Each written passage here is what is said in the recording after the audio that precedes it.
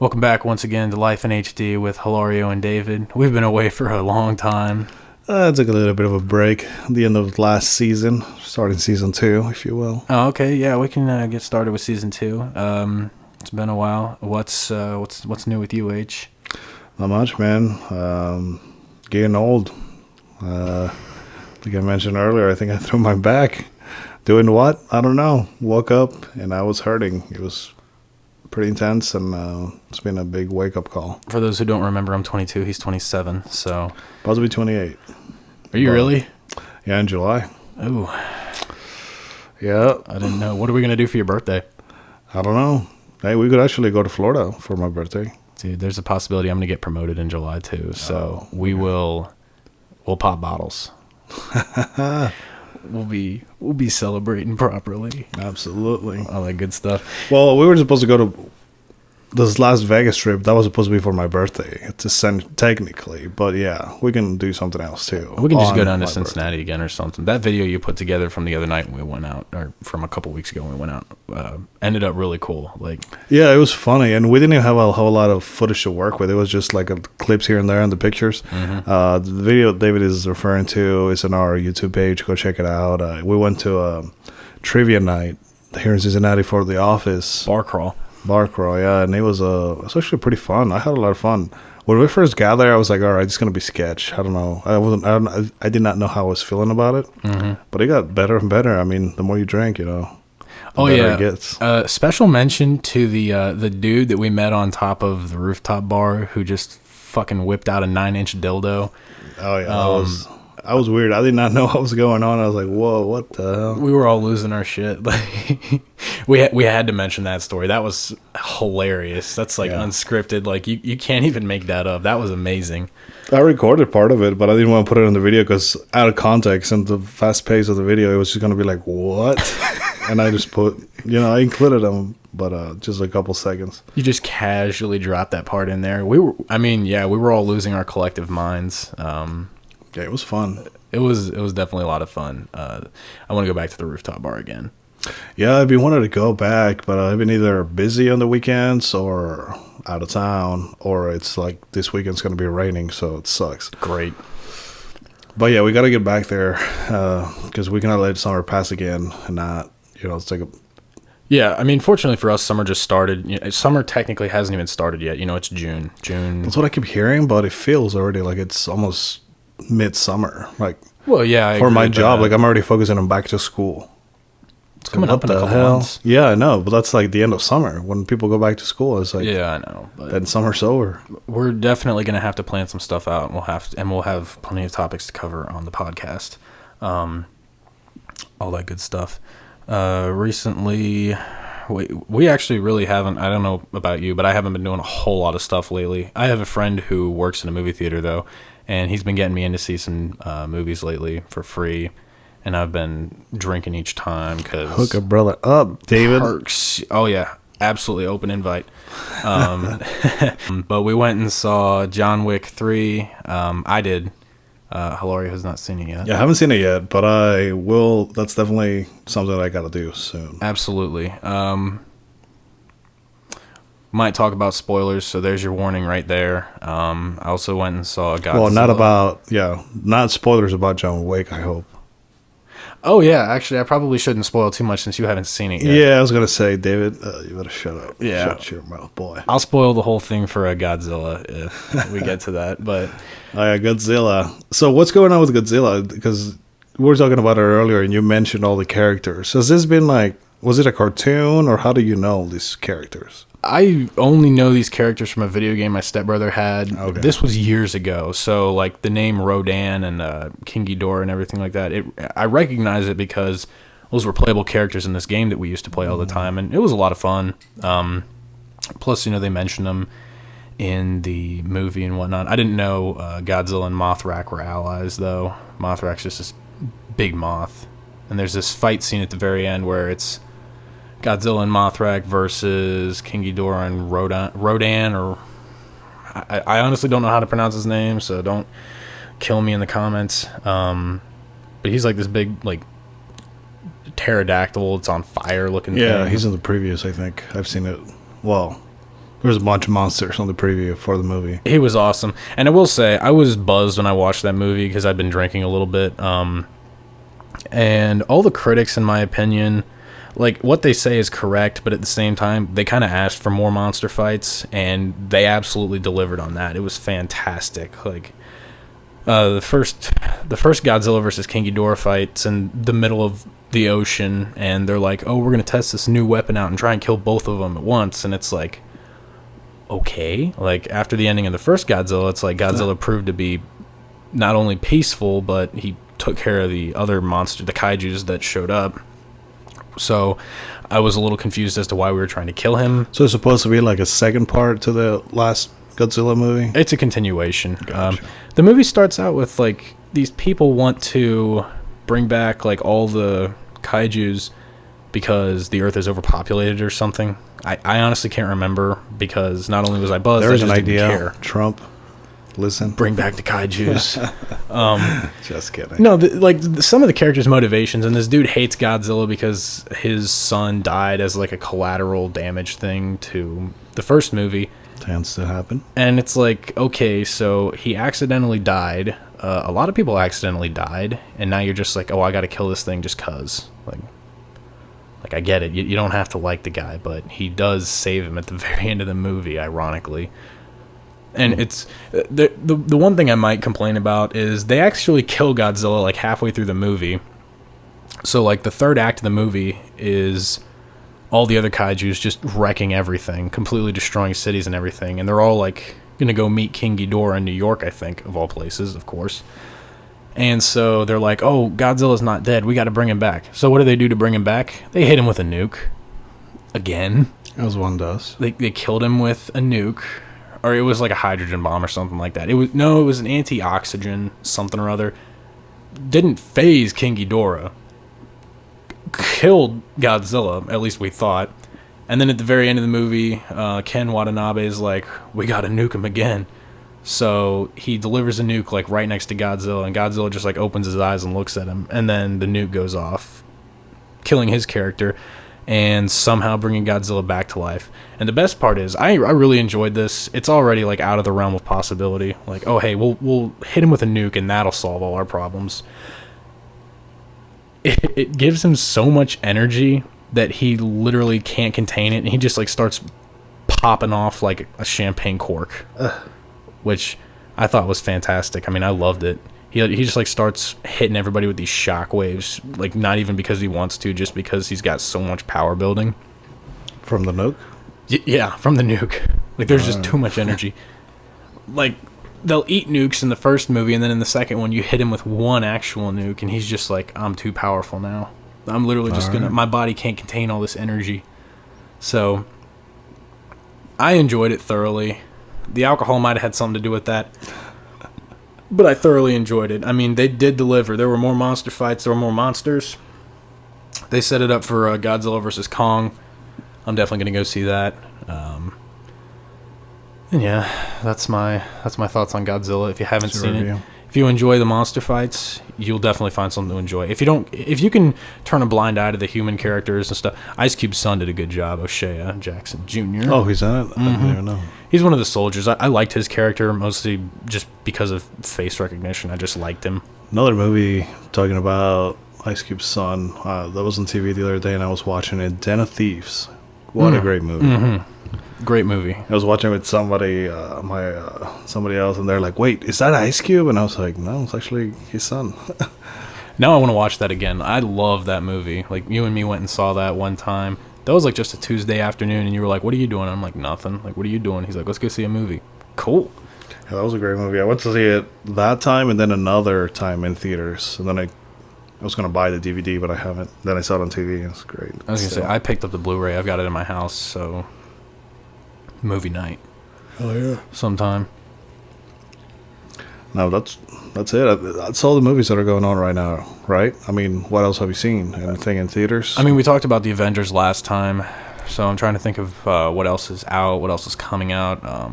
Like I mentioned earlier, I want to go see Anna because it looks like John Wick, but with a girl. Oh, yeah. That looks good. It looks like Atomic Blonde, which I love that movie too. I didn't see that one. I own that too, so I'll bring that over some night. We can watch Atomic Blonde. It's basically John Wick with a girl and like neo-noir, Berlin, alternative history type stuff. It's a good movie. I don't think it's looked as good. Interesting, yeah, but then it got some mixed reviews, so I didn't end up going to see it. But yeah, I love Charlize Theron. Something about her. The soundtrack slapped. Oh yeah, I loved it. So I get free Apple Music. If you have Verizon and you have like an beyond unlimited data plan, you get free Apple Music. There's your PSA of the day. So you can activate it and you can use it for free. So I've been listening to like whole albums for like old movies and whatnot, and like some good stuff going on. I've been listening to the Guardians of the Galaxy whole album. There's a bunch of old songs, but I've never heard them before, like fully. They're great. So I can get down with old music. I do like that movie's set in the 80s and they play like a bunch of old songs like Der Kommissar, which I like that song.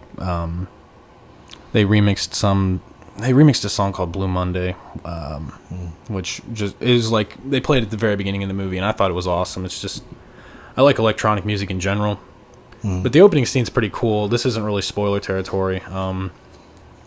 There's this guy running away from somebody and it's like playing this song in the background and somebody hits him with a car and as soon as he gets hit, like this song like kind of cuts out and it's like, oh, it's playing over the dude's radio. And what is that for? What movie? Atomic Blonde. That's the opening scene. Opening scene, John Wick's pretty good too though. He fights an NBA player. They got he fought a fucking sumo wrestler last time, so Oh yeah. I mean, I want to talk to you about John Wick, but I can't. Yeah, hold off on that. I might go watch it this weekend since it's supposed to rain all fucking week coming up. But yeah, we can talk about it next time. Absolutely. Whenever next time is. Here and hopefully maybe a bit more frequent. Yeah, here in the next couple of weeks. I mean, with the beginning of summer and everything going on, I have been well, not this week because, again, my back has been all messed up, which I didn't know was my back. At first, I thought I was going to, like, get a cold or something because I was so achy. And, yeah, today it's just, it was just my back, my lower back, and my right leg. So we'll see what the status is tomorrow. But I had been going out to the gym every single day for like 3.5 weeks. It's pretty good. I lost like 7 pounds. But then again, I kind of went on vacation this past weekend and then just haven't been back due to physical illnesses. How's your gym routines going on? Still going every day? Pretty good. Not every day. I've been going at 5 a.m. with Jake since he works third shifts. I'm going tomorrow morning, so I don't want to be up crazy late tonight. I'm thinking about going and seeing a nutritionist, actually, because I want to get like a whole breakdown of everything, like what I eat, what I should be eating. Like, I think I'm eating right, but I don't think I eat enough because I just tend to binge a lot more than I want to. Which, for those who don't know, that is a disorder. Binge eating is not fun. Well, have you tried just cutting off the bad stuff? Because, like, those 3 weeks that I told you, 3.5 weeks that I was going to the gym every day, I actually started 4 weeks ago. But the first week was just getting my nutrition back on track. Like, I was having, like, bad cravings the first week, first 2 days especially, for not going to get fast food. Because, dude, that's what I was eating. Like, every time for lunch, just get something fast food real quick. Dinner, you know, if you don't want to cook, just go get some Chipotle or whatever. So, yeah, I cut off all fast food. I cut off all soda and stuff. And I was having, like, bad withdrawals the first week. And then the second week is when I started, like, going to the gym every day. But I felt like shit. Yeah. I mean... So, and then I tried to eat some bad stuff. And, like, I couldn't even put it down. Just because, like, I just couldn't do it. Like, it was just, like, so full. And it was just, like, I wasn't feeling good. And it makes you feel crappy. Yeah, it makes you feel like crap. It really does. But, I mean, if you don't eat enough, your body actually makes you crave those bad things because it knows they're dense in calories. So your body will, like, trick you to be like, hey, you should go eat some Wendy's or McDonald's or Chipotle or something, which is just your body's way of saying, hey, I'm hungry. So I'm inclined to think I would binge less if I ate more, but I don't know how much I should be eating in order to lose weight. Like, I want to cut down to about 15% body fat. I'm currently about 25, but I don't know how to do that. What are you down to weight-wise? I haven't weighed myself in a while. I would guess I'm around 200. That's just, like, off the top of my head, I'm probably in the neighborhood of 200 pounds. That's not bad. Oh, no, it's not bad at all. I'm not unhappy with where I am. So when you're at the gym, are you, like, increasing your weights, or what are you doing? Yeah, my bench has actually gone up a lot. Like, you remember, I never put on more than, like, 135 on the bench. Like, I'm doing 185 now. Nice.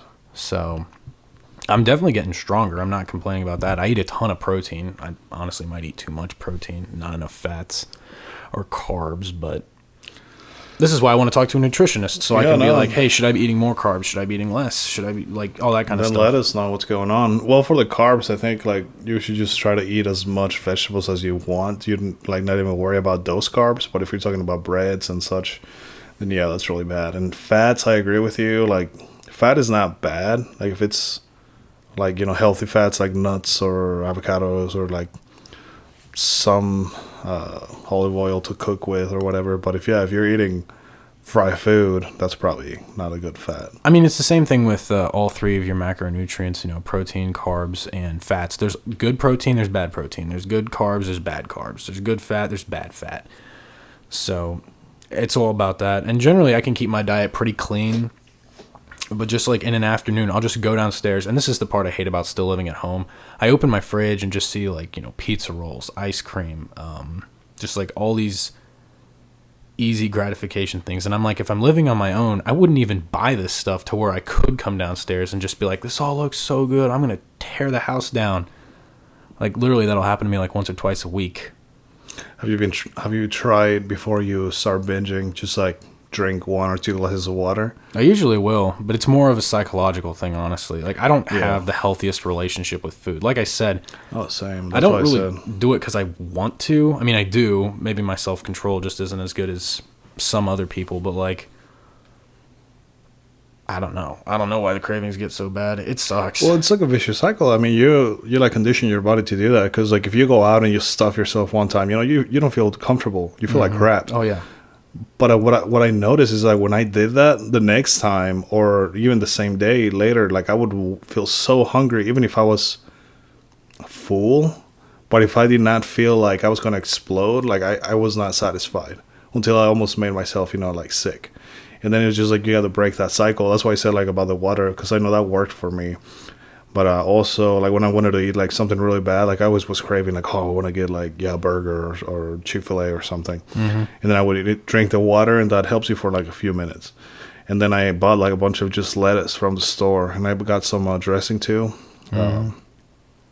But I wouldn't put a whole lot of dressing. I would just put it on the side and just kind of, like, dip it in, whatever was touching my tongue, and then just I would eat that. I would eat a couple of cucumbers, and then if I was still hungry, I would tell myself, all right, then maybe I'll get something, you know, from the store or, like, fast food. But by that point, like, I was feeling already, my binging needs were already kind of controlled, so I didn't have to go out and do that. I'll be like, all right, maybe I'll do it tomorrow. And then I was like, oh, maybe I'll do it tomorrow.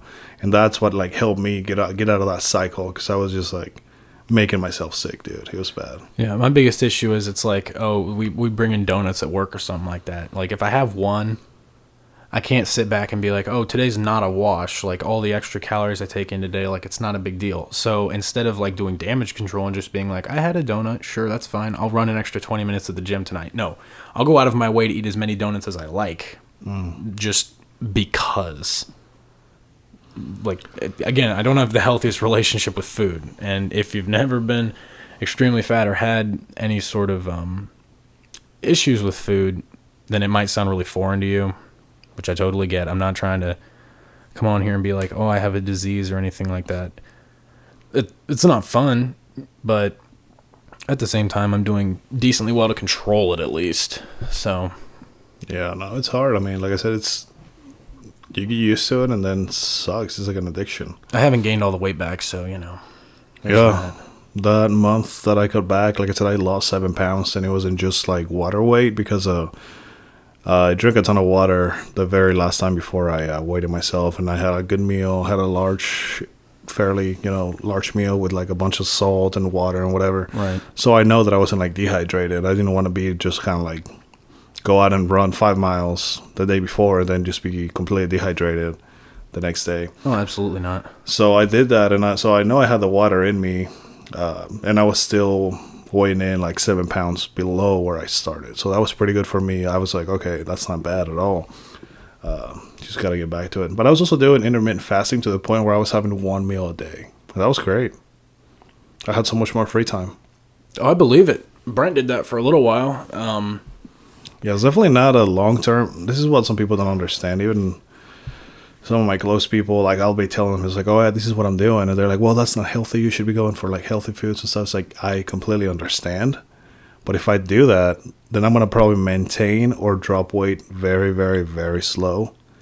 And like I've been very unhealthy to like drastically unhealthy.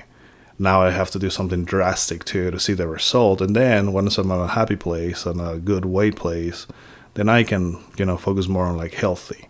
But like I need to do something right now, something to like make some changes happen. It's like everybody wants results and they want them fast, and it's like and I'm no different. I wanted results and I wanted them fast, so I took drastic measures, dropped 50 pounds in 3 months. I mean, right, and it's not sustainable. It's not like you're gonna be gone in a year. You're not gonna disappear from the earth. You'll drop those 50, 100 pounds, and then like you start just being healthier. Welcome to the rest of your life. Yeah, continue working out and just eating a little more than you were before. And this intermittent fasting, some people can do it for months, but I don't think it's like 100% sustainable. I don't think you should be like, oh no, I can't do this or I can't go out because it's gonna mess with my fast. Like, no, just enjoy yourself, Yeah, do it when you can. That's the crappiest thing when your friends invite you out to eat, or like working at a pizza joint too just sucks. Like, I'm constantly surrounded by all this delicious food, and it's like I don't want to eat any, but then you break down some nights, have yourself a little pizza, stuff like that. So it's not fun.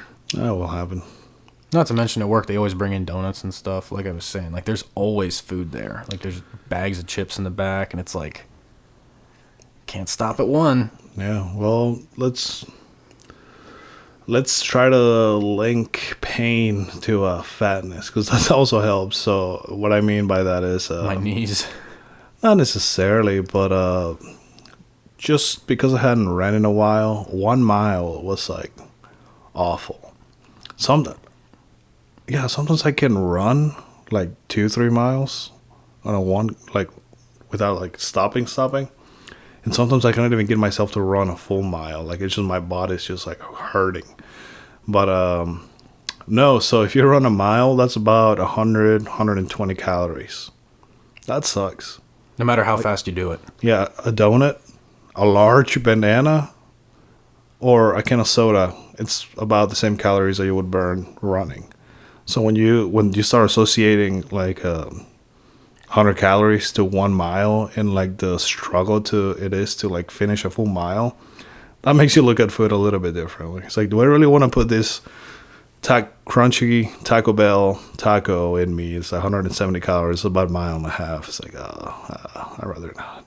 So do we have to talk about Taco Bell? Yeah, even though those tacos are actually not the worst, like it's actually pretty good because you get your carbs from the tortilla shell, but like inside is mainly meat and seasoning. Seasoning is like 0 calories, and meat is protein, and it's fatty, but that's not like crazy fat. And so it's actually one of those foods. Like I have this app from Under Armour that counts your calories. Mm-hmm. That food actually has like a green check mark because it's pretty balanced. Like it doesn't have a ton or any sugar. Has a little bit of sugar. I'm sure every restaurant puts sugar in their stuff. Absolutely. But the sugar is what gets you. Like they sneak it in to make it taste better, but like it's just awful for you. You know what's really interesting? When I learned about sugar, sugar is one reason a lot of people can't lose weight, because people just love drinking their sodas and stuff like that. Or even just sports drinks. If you go to the gym, it's like, oh, I'm going to be healthy, and they get a Powerade or a Gatorade. Right there, it's like 180, calories. That's a little different, though. Well, it's because of sugar. I'm saying, like, if you didn't have sugar, which actually Gatorade now has like a 0 sugar. It's called 0. But it basically just has salt, magnesium, and like that's it. Yeah, but the thing about Gatorade is there's a reason athletes drink it. It's because you need to replenish what you're losing, and it helps keep you in in your peak performance while you're actually doing it. If you're just sitting on the couch drinking a Powerade or a Gatorade, that's a terrible idea. No, yeah, but have you, like, do you know what's in Gatorade and stuff? Oh, yeah, I mean, I've looked at the labels and stuff before. I know there's sugar in it and everything. Oh, yeah, and the regular one, but, like, the biggest percentage, I guess, it's salt. Mm-hmm. Salt, zinc, and magnesium, I think, and Gatorade. And I completely agree, because that first week after I got my food under control, I was like, all right, I'm not going to have a lot of, like, sweets or whatever. And I forgot to, like, get those minerals back in me. And, like, you've seen how much I sweat. Like, I was running a couple miles at the end of my workouts, and I would have, the white ring on a black undershirt, and it's basically salt. So I wasn't, like, eating a lot of salt. I was, like, cutting it off. And then after, like, 3 days, I was cramping up. Everything was cramping up. My calves, my arms, my back. Dude, have you been trying, my abs? Have you, like, I have abs underneath my fat, but, like, have you ever tried to stretch your abs? Like, it's very hard to do. Mm-hmm. And I was like, wow, like any extraneous activity on my muscles was, like, making me cramp up. And then I was like, oh yeah, I probably need some salt. So I went and got some bananas, started putting some pink salt on, like, stuff, just extra. Fixed the problem right away. Then I went and looked at those Gatorades, magnesium, sodium. That's what it is. I mean, that's why it tastes so good. Yeah, that's why athletes drink it, because when you sweat, you lose salt, and it's important to replenish that to keep you loose, keep your muscles functioning properly. Mm-hmm. I learned the hard way that working out on extremely low salt is a terrible idea. So what happened to you? Because for me, I've always had the issue with the cramps. Because I sweat so much, I get rid of salt so quickly. So I need to, like, really replenish it. You just cramp up. Yeah, okay, so you have the same thing? It just sucks. You feel lifeless. Like, you just feel completely exhausted and everything. You're trying to lift and you're cramping up in the middle of the workout. Oh, horrible feeling. I hate it. I mean, yes. And I was like, oh, yeah, maybe I should start eating more salt. And it's like, you just feel better. Mm-hmm. Like, lo and behold, you actually need salt. A lot of people seem to think you need sugar. You don't. I don't know. And I was going to get to this a little earlier. The recommended amount, for anybody who doesn't know, and I didn't know this for the longest time, so if you didn't know, the recommended daily amount of sugar you're supposed to intake, or what you shouldn't go over, because you're not really supposed to intake sugar. For a man, do you want to take a guess as to how many grams of sugar you shouldn't really go over a day? I just saw this actually like a month ago, but it was like something very low, like 10 milligrams or something like that a day or a week. That's like that. No, it's not. That's nothing at all. How much were you saying? I read a couple of studies that said you're not supposed to, as a man, you're not really supposed to go over between 35 and like 37 grams a day. Grams, okay. That's half of a soda. And for women, it's even lower. They're not supposed to go over 24 grams a day. And yeah, that's because your body converts carbs or anything else into sugar. 1 gram of sugar is 4 calories. I learned that recently. So what is it? 1 gram of sugar is 4 calories when your body digests it. So take that soda that has 60, multiply that by 4, and add that to the calories on top of what's already in it. Here's another fun fact for you that I learned in a nutrition class. How many carbs do you think 1 gram of fat is? I don't know. 9. 9? Well, like, you know how you're saying, like, what was it, milligram or gram that you said? Gram. Sugar? Okay. A gram. That's, yeah, that's it. I think 9 is for fat, and then alcohol, it's a little worse than fat. It's higher. It's like 12. So if that makes you think, you're like, why? Well, it's because your body converts alcohol into sugar, and then it's worse, because it's just a lot easier to ingest. Not to mention it spikes your blood sugar and everything. I mean, that's why a lot of sugar is linked to diabetes and everything. That's why you really don't want to intake that much sugar. I really, on days that I stick to my diet, I barely intake any sugar. Like, I'm probably right around that 35 grams a day, if not lower, probably closer to 20. Like, because I really just don't eat foods that have sugar in it. I eat a lot of broccoli, turkey, rice, salsa. Like, I get plenty of salt, but I really don't eat that much sugar. I know there's a little bit here and there, but in the grand scheme of things, Most of the stuff I eat is sugar-free. The only thing I can think of that I'm like, oh yeah, I know this has sugar in it is the peanut butter that I eat. But even then, if I really wanted to, I could use PB2 or like there's protein peanut butters you can buy that are much lower in sugar. But I don't, so everything's artificial these days. Even the protein I drink is artificially sweetened. So yeah, I mean, you just gotta watch it. I mean, everything in moderation, they say, and I agree. Also, if you've never had Bang before, shout out to Bang. It's probably the healthiest energy drink on the market right now. 0 calories, 0 carbs, 0 sugar, all that kind of stuff. 300 milligrams of caffeine. It packs a punch. That's twice as much as Monster. It's 0 calories. It's still carbonated. It's still very much like a soda. But like I had one today and didn't even really think twice about it. Because it's... Oh, man, and it gave me a kick, too. See, I've never had any of those, but like I didn't know it had that much caffeine. It'll wake you up. So, yeah, I might have to try it out every now and then. I didn't have the shakes or anything. Like, if I have way too much caffeine, all my hands will, like, shake and stuff. But that didn't happen. It gave me a really nice rush, though. I was just kind of, like, tapping my fingers on the table at work. Because I just had all this extra energy, and I'm like, I don't really know what to do with this now. So, it also has creatine in it. It kind of is a pre-workout that's carbonated. I wouldn't recommend drinking it a lot, but at the same time, you could do a whole lot worse. Yeah. Like Red Bull and Monster's full of sugar, so. Oh, yeah, they're great. Red Bull vodka. It'll give you wings, for sure. Oh, yeah, absolutely. Crack one open and jump off the rooftop bar. Yeah, don't do that. Don't drink and drive. Don't jump out of places. So I've been meaning to ask you, so since you're a permanent Lebanon resident, have you seen anything going on now that there's a dispensary open in Lebanon? Oh, absolutely. Do we get a lot of people from out of town now? What's going on? There were... Where is it at, first of all? It's over by the Walmart in Lebanon. Okay. For anybody from Lebanon listening, if you somehow live under a rock and didn't know about this, it's right by... a Veil Vapor and the GameStop. It's in that little strip. It's right next. It's right next to a gym. Interestingly enough. Wow. And I went over to visit because I was curious to see if I could go inside and everything. That place is very secure. Can you go inside? I am not allowed inside. I didn't actually try to go to the door. We went to one of the shops nearby and we were talking to them about it. And they were like, "Yeah, you need this special card to get in and everything, like just to get in." Yeah, no, because it's very strictly regulated in Ohio right now. Oh yeah. I mean, this is the first one, and... Did we even mention what we're talking about? We're talking about a marijuana dispensary that opened in Lebanon. Marijuana dispensary. And the bank I work at, we have the account for them, because there's only 2 financial institutions in all of Southwest Ohio that will actually open accounts for them, which is lots of fun.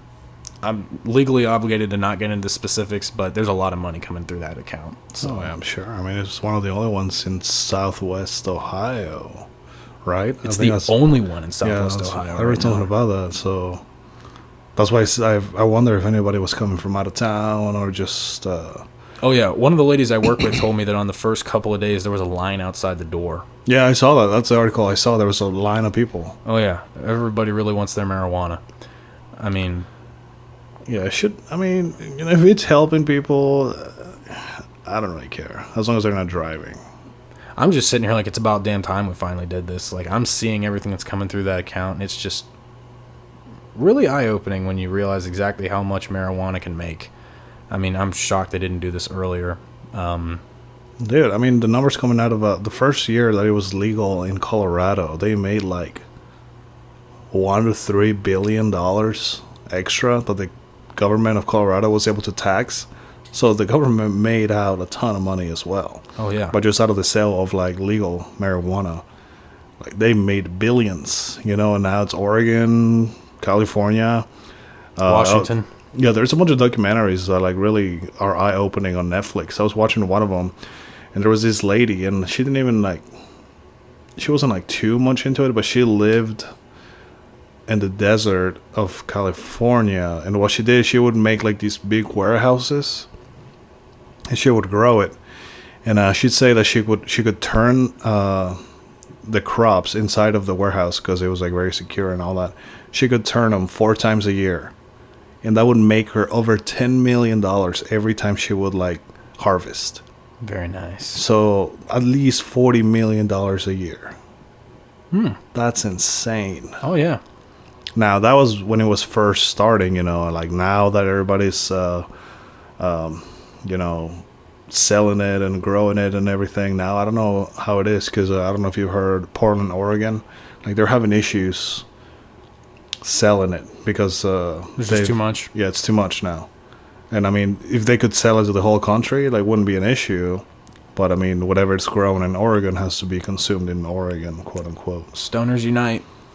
Get your cards. I don't know what you need, like, medically to actually get one of those cards. I mean, I was kind of curious. I could go inside if I wanted to, if I set up an appointment with them and I was like, hey, I want to, like, talk to you guys about, like, my disorder. I don't have one. But if I did, I could be like, hey, I want to go inside, talk to you guys, like, see what I can do about getting this card.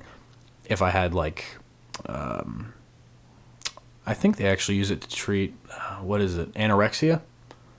Because it makes you hungry. So there's a bunch of illnesses I know for people that have seizures, people that have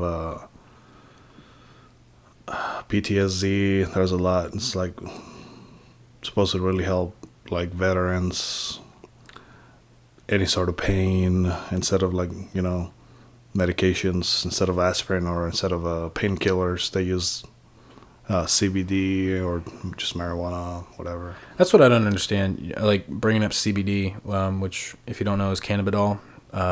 It's basically marijuana without the high, but it has a lot of the same effects. I've taken it a couple times. It's actually a really nice muscle relaxer.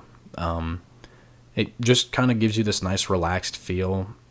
You don't get high, though. Like, that's the thing. So I don't really understand why everybody's like, oh, we need marijuana to be legal. Like, CBD does a lot of the stuff that marijuana does, just without the high. So that feels kind of stupid. But at the same time, I'm like, why isn't pot legal in general for, like, recreational consumption?